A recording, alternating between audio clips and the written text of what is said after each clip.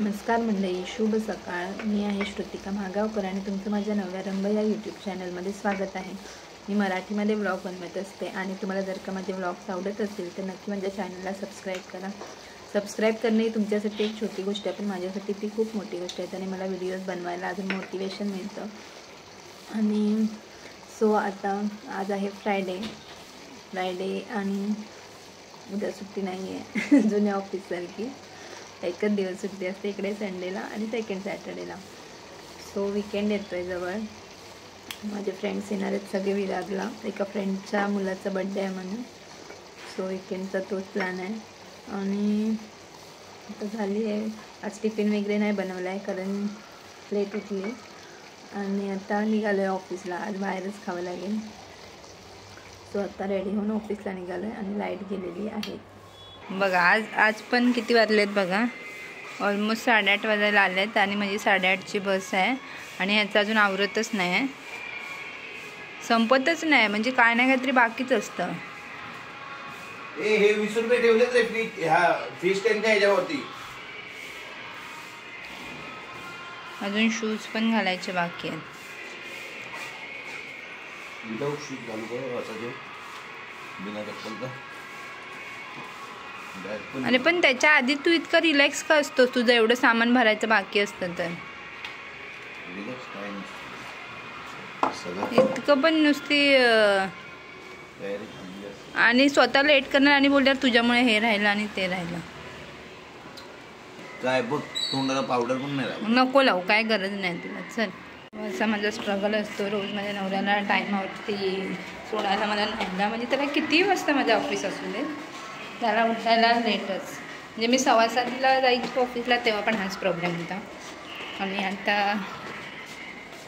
7:15ला जाते तरी तोच प्रॉब्लेम आहे। म्हणजे असं नाही की बाबा लवकर निघते म्हणून, मला पहिलं वाटायचं की 7:15 खूप लवकर आहे म्हणून प्रॉब्लेम आहे।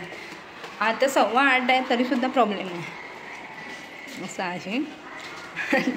रोज तो माझ्यावरती चिडतो, मला तू माझं वाटतं किरकिर करते। अरे पण ऑफिसचं टायमिंग त्याचं कसं चालतं ऑफिसमध्ये, थोडं लेट मागे पुढे, कारण की तो रात्री थांबतो आणि माझं सगळं टाईम टू टाईम आहे। बस वगैरे तर मला सकाळी पण टाईमवरती जावं लागतं, कारण की एकदा लेट झालं तर पुढचा पूर्ण शेड्यूल माझा बिघडून जातो। त्यामुळे तर इसको कोण बताएगा। आणि माझे रत्नागिरी सिरीजचे व्लॉग नक्की बघा, तुम्हाला खूप आवडतील। प्राचीन कोकणचा व्लॉग चांगल्यापैकी लोकांनी प्रोत्साहन दिलं आहे, पण बाकीचे व्लॉग्स पण छान आहेत। गणपतीपुळे बीचचा, स्वामी विवेकानंद मठाचा, तो पण व्लॉग कोणी जास्त लोकांनी बघितला नाही आहे, पण खरंच खूप छान आहे ते मठ।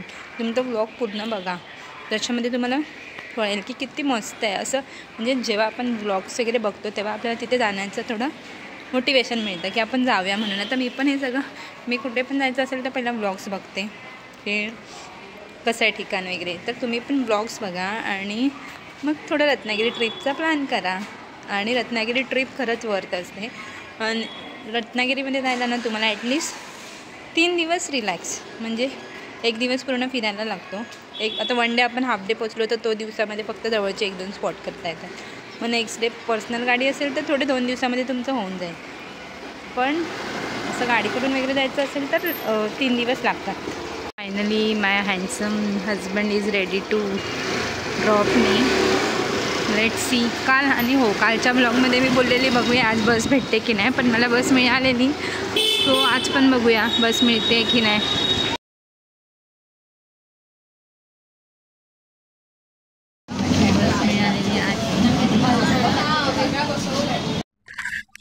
हॅलो, फायनली ऑफिस टाईम संपलेला आहे आणि ऑफिस टाईम संपवून छान बस पकडलेली आहे। ॲक्च्युली आज बस नव्हती, प्रायव्हेट, त्या हिशोबाने मी थोडं लवकरच निघालेली की पब्लिक बसला लाईन लावायला लागेल, पण बघते तर बस होती सरप्राईज।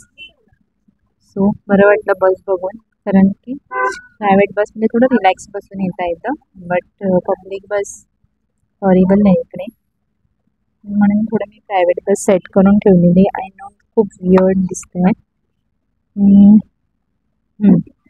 नाही ठीक आहे।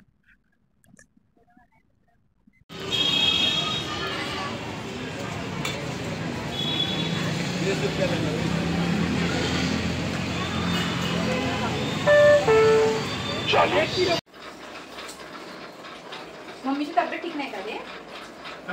आता आता पण तुला परवापासून दिसत नाही. तेच मम्मी आता बोलत ती म्हणजे आपण मावशी त्यातून जायला भेटत नाही. तिला आता दिसत नाही.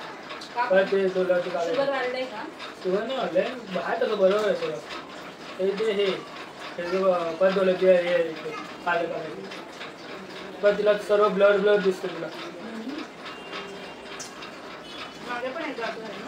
दोनदा. सो आज माझे 2 बंधुराज एक साथ आलेले आहेत घरी.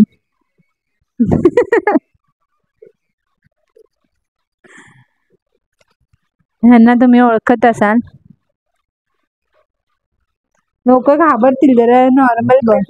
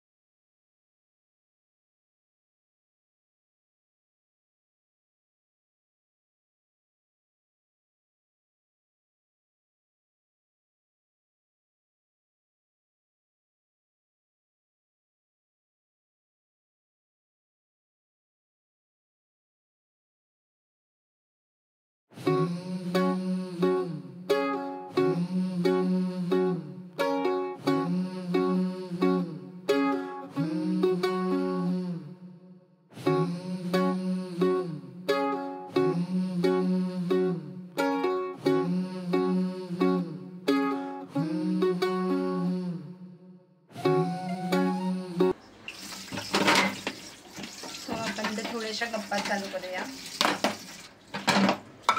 जसं तुम्ही बघितलं किरण आणि रोशन म्हणजे किरण माझा सख्खा भाऊ आणि रोशन काकांचा माझ्या मावशीचा मुलगा, ते दोघं पण आलेले आज घरी. आणि किरणचा तर प्लॅन होता, पण रोशनचा असलेला अचानक त्याने कॉल केला, दीदी कुठे आहेस, मी येतो. आणि तसं येतो बऱ्याचदा. इवन मी आजारी पण होती ना, मागे आजारी होती आणि मला सलाईन लावलेलं, तर त्याने कॉल केला अचानक. त्याला माहिती होतं की मला बरं नाही, तर त्याने कॉल केला की तू कुठे आहेस.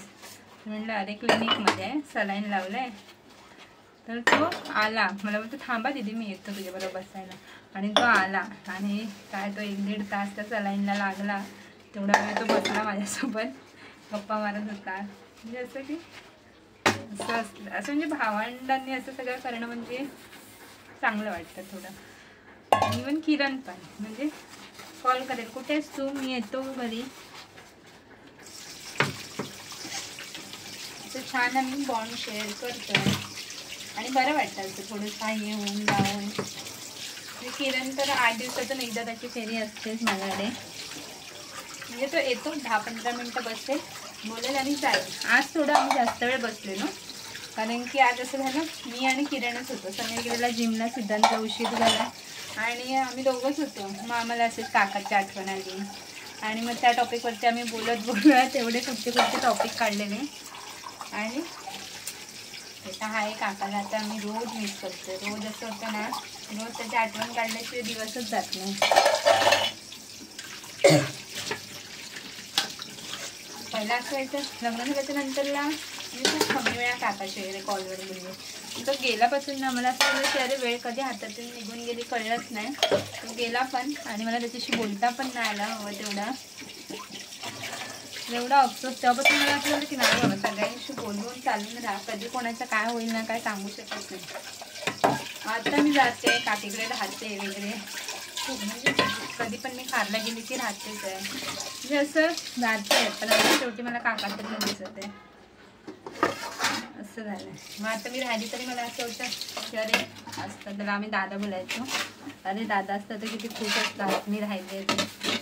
पण लग्न झाल्याच्या नंतरला मी कधी असा टाईमच काढला नाही, जाऊ काकाकडे राहू, थोडं बोलू.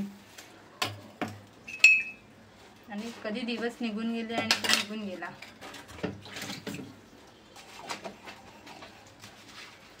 खरंच म्हणून जोपर्यंत माणसं आहेत तोपर्यंत त्यांची कदर करा ठीक आहे, कधीतरी चिडचिड होते.